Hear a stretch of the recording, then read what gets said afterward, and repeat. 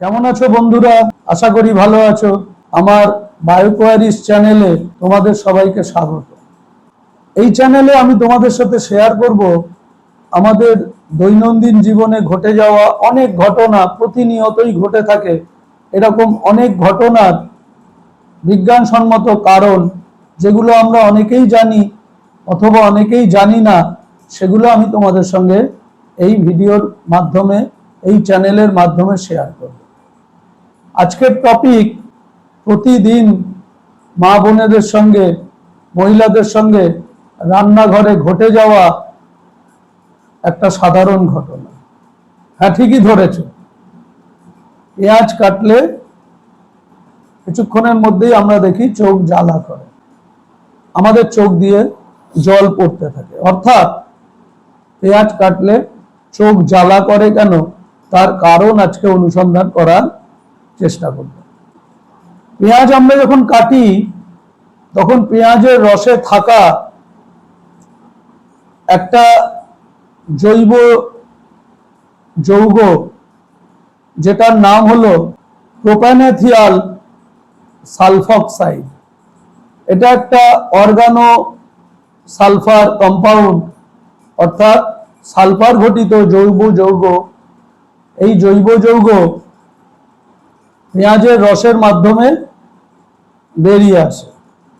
কিন্তু আমাদের চোখ জ্বালা করে কেন? তার কারণ হচ্ছে এই রসে থাকা যৌগটা খুব দ্রুত ব্যাপন প্রক্রিয়ায় বাতাসের সঙ্গে মিশে যায় এবং ওই বাতাস আমাদের চোখে এসে আমাদের যে অশ্রু গ্রন্থি আছে সেই অশ্রু গ্রন্থিকে উদ্দীপিত করে।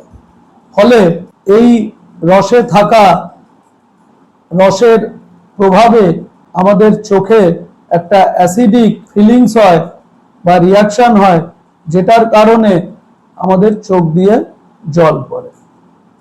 কিন্তু এতে ভয় পাওয়ার কোনো কারণ নেই, বরং এটা একাধারে চোখের পক্ষে উপকারী করে। চোখে যদি কোনো ধুলোবালি থেকে থাকে, চোখ এটাকে ডাইলিউট করবার জন্য ওই চোখের জলের মাধ্যমে এই যৌগটাকে বার করে দেয় এবং সেই সঙ্গে চোখে থাকা ধুলোবালিও আমাদের চোখ থেকে বেরিয়ে আসে। তবে হ্যাঁ, গোপনে একটা কথা বলি, এর কিন্তু একটা রেমিডি আছে। সেটা কি? পেঁয়াজকে কেটে খোসা ছাড়িয়ে, ওপরের খোসাটা ছাড়িয়ে, যেটা আমরা ফেলে দিই, সেই খোসাটা ছাড়িয়ে পেঁয়াজকে বাটির জলের মধ্যে ডুবিয়ে রাখবে।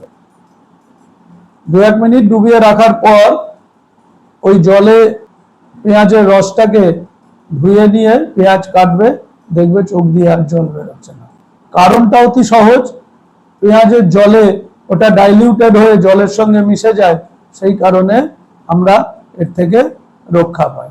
কিন্তু এটা কোনো কারণ নয় যে তোমাদের জলে ভিজিয়ে রাখতেই হবে। কেন, কি বললাম, এটা আমাদের চোখের পক্ষে উপকারও করে। সুতরাং তোমরা জলে ভিজিয়েও রাখতে পারো, কারুর যদি মনে হয় চোখ খুব জ্বলছে, আর নাও ভিজিয়ে রাখতে পারো।